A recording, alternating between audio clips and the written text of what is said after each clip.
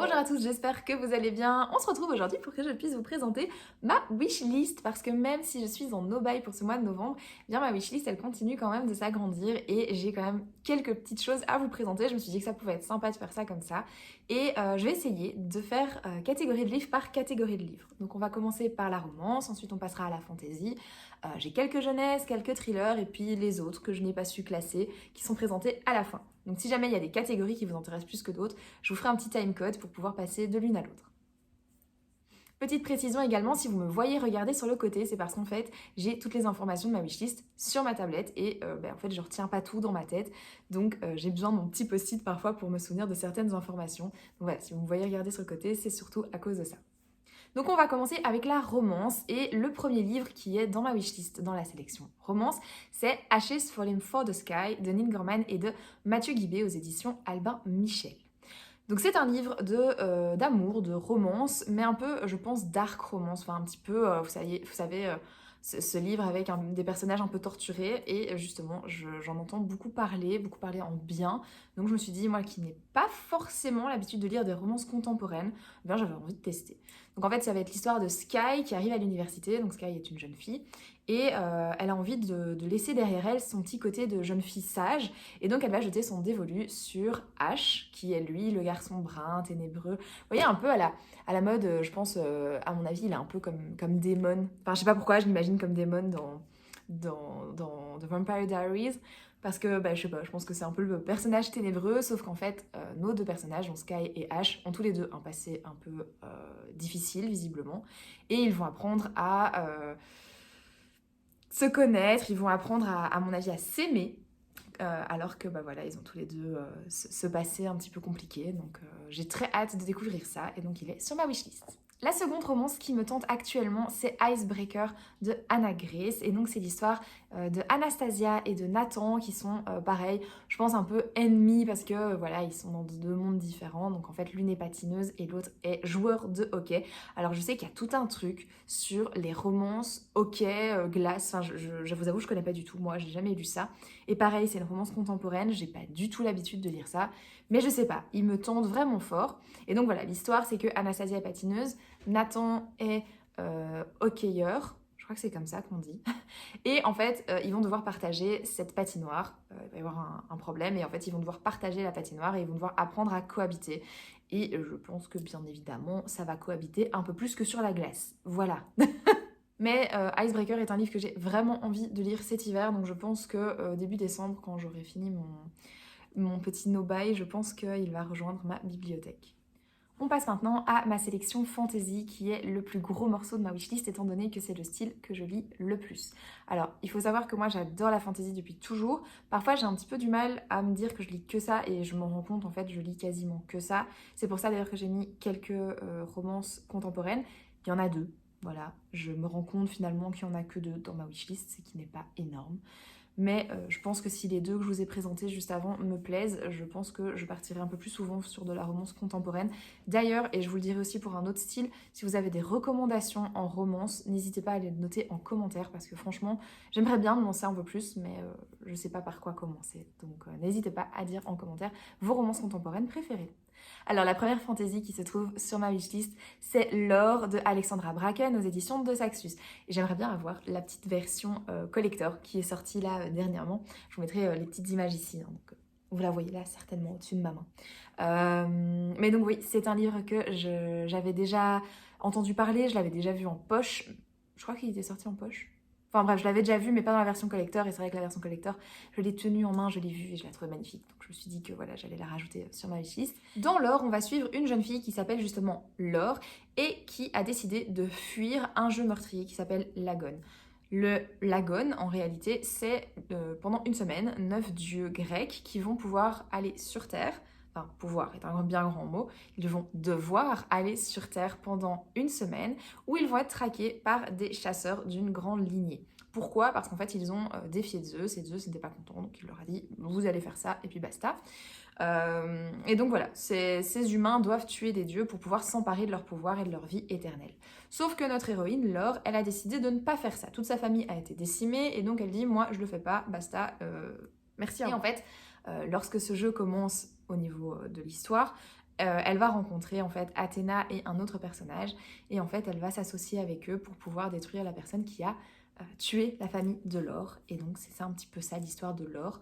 Et en fait j'ai vraiment très très hâte de découvrir ça. Moi j'adore tout ce qui est, je vais pas dire réécriture mythologique parce qu'au final là je pense que c'est vraiment pas une réécriture, je pense juste que la personne utilise les dieux grecs comme... un peu comme, comme des personnages, mais pas forcément liés à leur mythologie. Mais de base, moi j'aime vraiment bien les histoires qui sont basées sur la mythologie grecque, j'aime beaucoup, c'est vraiment une mythologie qui me plaît bien. Et donc voilà, c'est pour ça que moi je suis très intéressée. D'ailleurs, j'avais déjà lu L'Or et Olympus, que j'aime beaucoup. Bon, je lis plus la version imprimée parce que je trouvais que finalement, par tome, ça revenait quand même très cher. Donc je les ai revendus et je les lis sur Webtoon finalement, donc c'est très bien. Et j'ai lu aussi Le Chant d'Achille et Circé que j'ai bien aimé. Donc l'or m'intéresse également pour les mêmes raisons, hein, la mythologie grecque, le fait de voir les personnages des dieux en tant que personnages de livre. Et je dois avouer que l'héroïne a l'air assez intéressante. Donc, voilà. Le deuxième livre qui est sur ma wishlist, c'est Babel de R.F. Kuang aux éditions de Saxus. C'est un livre qui vient de sortir justement début novembre, qui n'est pas encore dans ma bibliothèque, mais j'hésite encore. Pourquoi ? Parce qu'en fait, c'est un livre que j'ai vu beaucoup passer sur les réseaux. Je pense qu'on va encore beaucoup en entendre parler. Et j'ai un petit peu peur. Parce que l'histoire a l'air bien, mais n'a pas l'air non plus si fantastique que ça. Donc j'attends un petit peu avant d'avoir des avis. Et j'aimerais bien me faire mon propre avis, bien sûr, en le lisant. Mais voilà, je suis encore un petit peu indécise. Babel se situe en 1828, où un jeune homme d'origine chinoise est recueilli par un professeur qui va l'emmener à Londres. Et il va travailler, il va apprendre les langues pour essayer d'intégrer l'université d'Oxford. L'université d'Oxford qui est aussi, la partie que lui veut intégrer s'appelle en fait Babel. Sauf qu'en fait, il va se rendre compte que de travailler là-bas, de travailler ses langues, de travailler ses mots, mais en fait, ça va aider la colonisation. Et donc, en fait, il va pas aider son pays d'origine qui est la Chine et il va aider l'envahisseur anglais à coloniser et ce genre de choses. Et en fait, c'est ça qui va un petit peu poser problème. Ensuite, toujours en fantasy, on va avoir Crescent City de Sarah J. Maas. Alors, je suis une adepte d'Akotar, j'aime vraiment beaucoup ça. J'ai aussi Keleana qu'il faudrait que je commence, mais j'ai aussi dans ma wishlist Crescent City qui a l'air super chouette. Comparé aux deux autres, maintenant Crescent City se passe plutôt dans un univers contemporain, voire même futuriste si j'ai bien compris.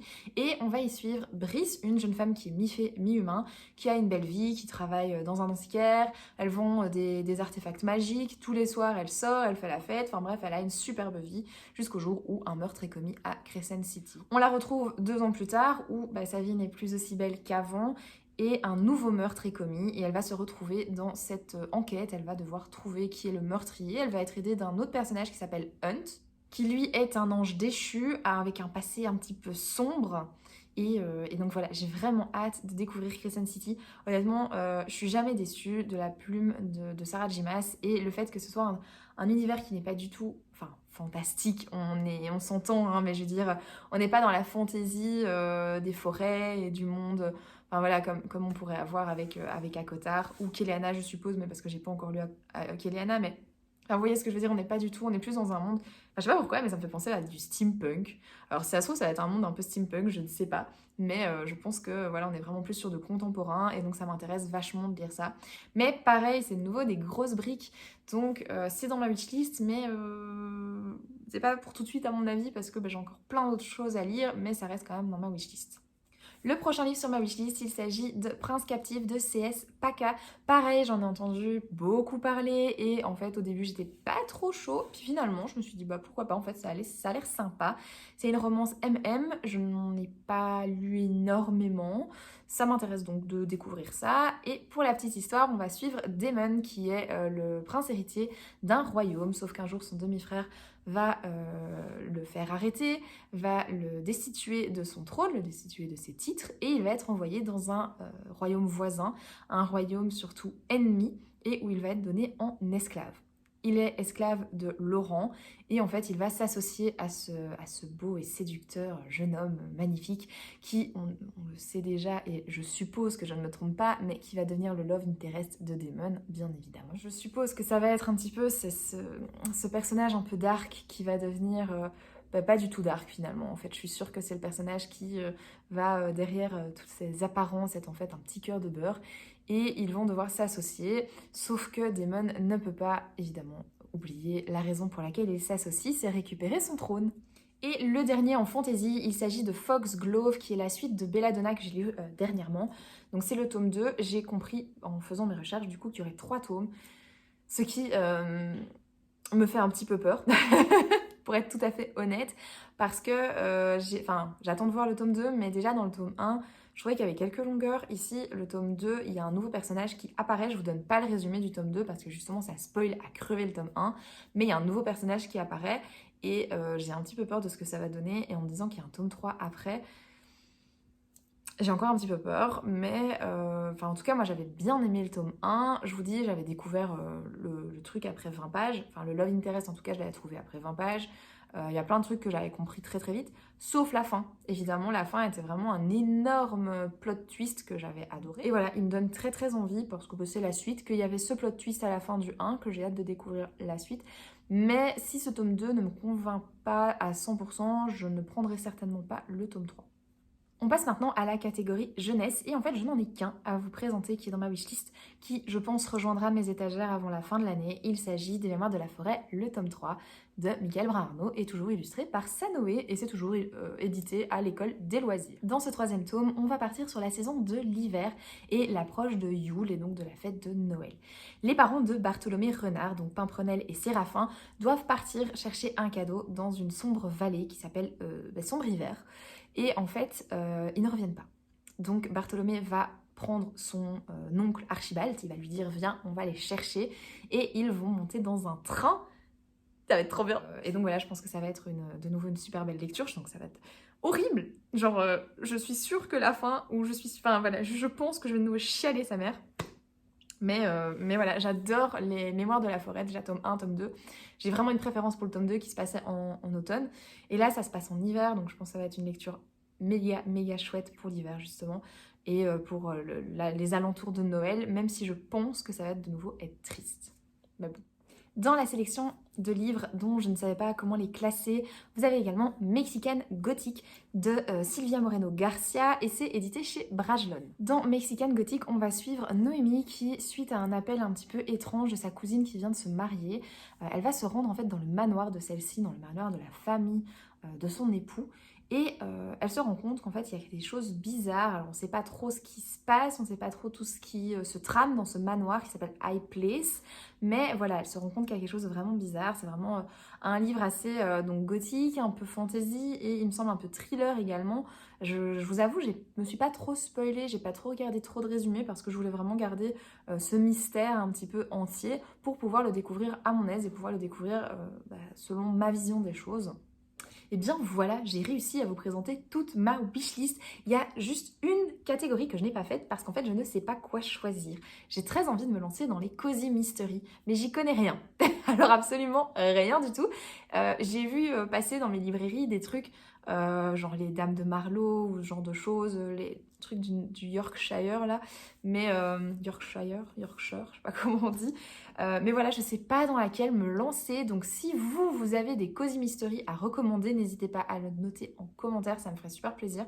Mais voilà, j'ai réussi à vous présenter en tout cas ma wishlist, je suis contente parce que honnêtement, je croyais pas arriver jusqu'au bout, c'était pas évident à filmer, et surtout j'ai toujours peur de dire des bêtises parce que je me renseigne sur les livres, hein, c'est pas ça, je me renseigne vraiment, mais parfois je confonds certains livres parce que ils se ressemblent. Ou parfois j'induis quelque chose suite au résumé que j'ai lu, j'induis ce qui va se passer alors qu'en fait peut-être pas du tout. Donc voilà, c'est toujours un peu compliqué je trouve de parler de livres qu'on n'a pas encore lus. Mais voilà, j'ai quand même réussi à vous filmer ça, je suis assez contente. Et en tout cas, passez une bonne semaine et on se retrouve dimanche prochain.